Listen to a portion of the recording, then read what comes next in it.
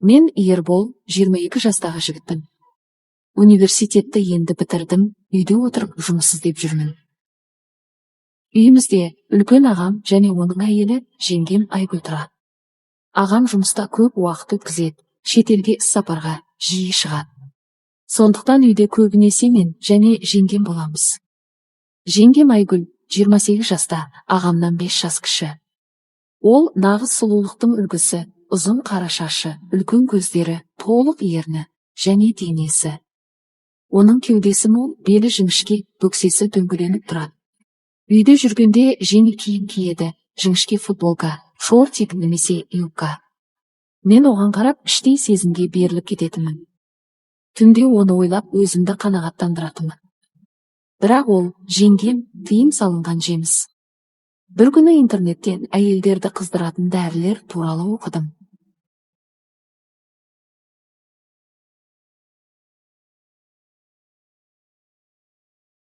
Либидоны арттыратын таблеткалар. Бірі испандық Spanish Fly деп аталатын тамшылар. Ол әйелдерді өте қатты қыздырады екен, тіпті бақылауды жоғалтуға дейін әкеледі. Қызығушылық басым түсіп, Даркнет арқылы заказ бердім. Пакет келгенде жүрегім соғып тұрды. Ағам тағы сапарға кетті, бір аптаға. Үйде тек екеуміз қалдық.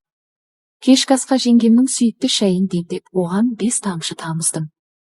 Дәрінің әсері 30 минуттан кейін басталады екен. Ербол, шайын өте дәмді болыпты деді, жеңгем күліп. Ол диванда отыр, аяғын бүгіп қысқа юбкасынан ақ сандары көрінеді. Мен оған қарап отырдым. Біртіндеп беті қызарып, тынысы жиіледі. Ол қолын мойнына тигізіп ыңғайсыздана бастады. Ыстықтадым, деп сыртқы киімін шешті. Ішінде тек жұқа топик қана. Кеудесінің пішіні айқын көрінеді. Ол маған қарады, көздерінде басқаша от бар. Ербол, мен өзімді бір түрлі сезініп тұрмын. Денем ысып кетті. Мен жақындап қолын ұстадым. Жеңге, демалыңыз. Мүмкін шаршаған шығарсыз. Бірақ ол өзін басқаша ұстады. Қолымды қысып маған жақынырақ отырды. Дәрінің әсері күшейді. Жеңгем диванда ыңғайсызданып аяқтарын екіледі. Оның юбкасы жоғары көтеріліп, іш киімі көрінді. Ербол, маған көмектесші. Түсінбей тұрмын, не болды, маған денем өртеніп тұр деп ол менің қолымды өзінің санына қойды. Мен таң қалғансып болдым, бірақ іштей қуандым. Жеңге, сізге не болды? Білмеймін. Бірақ маған біреудің тиюі керек, өте қатты қалаймын.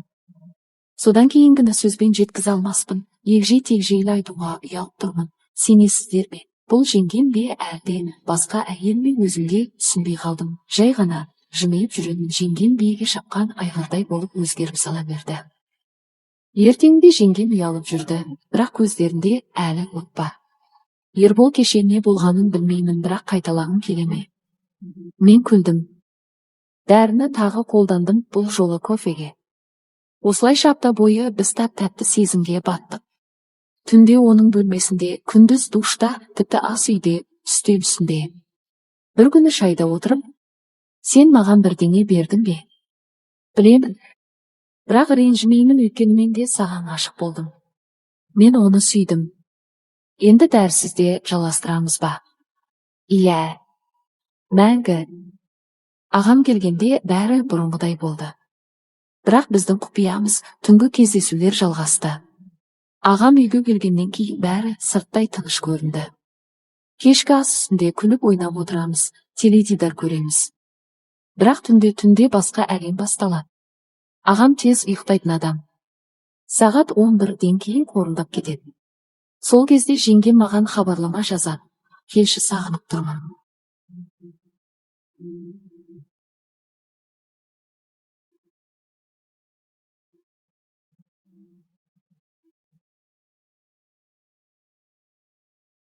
Мен үнсіз шығып, оның бөлмесіне кіремін. Ол күтіп жатады, жарық өшірулі, тек телефонның шамымен денесі сөйлеп тұр. Ербол, ағам ұйықтап жатыр, бірақ мен шыдай алмаймын деп сыбырлайды ол. Мен оны құшақтадым. Оның денесі әлі ыстық, дайын. Либидосы мүлдем өзгерді. Бір күні ағам күдікті бола бастады. Жеңгемнің жүрісі өзгерген, беті нұрланған, көңілі күлді. Айгүл, саған не болды? Бұрынғыдай емессің, деді ағам күліп. Жеңгем, жақсы ұйықтап жүрмін ғой, деп құтылды. Бірақ мен қорықтым. Егер біліп қойса, үйден қуады. Сондықтан мен жеңгеммен сөйлестім. Бізге абай болу керек. Мүмкін аз уақыт тоқтатайық. Ол көз жасын тыя алмай. Жоқ, мен сенсіз шыдай алмаймын, сен мені ояттың, енді бұрынғыдай бола алмаймын. Сол түні ол маған келіп, мен ағаммен ажырасқым келеді, саған келгім келеді. Мен таң қалдым. Бұл нағыз драма. Сенің отбасың ше? Маған бәрі бір, мен сені сүйемін. Ақыры шешім қабылдадым. Ағам тағы сапарға кеткенде, біз сөмкелерімізді жинадық та, түнде үйден шығып кеттік. Қаладан алыс, жалдамалы пәтерге көштік. Енді ешкімнен қорықпаймыз. Бірінші түні біз төсекте бүкіл күнді өткіздік. Жеңгем киімсіз жүріп, маған тамақ әкеп жүрді. Бір ай өтті. Жеңгем жүкті болды. Біз екеуміз ғана білеміз, бала менен. Ол құрсағын сипап, біздің баламыз болады, отбасымыз болады. Мен оны құшақтап, иә, жеңге, енді сен менің әйелімсің. Біз жаңа қалада жаңа өмір бастадық. Құмарлық әлі басылған жоқ. Күнде бірнеше рет бір-бірімізді бақытты сезінеміз, мен оған тәтті сөздер айтамын.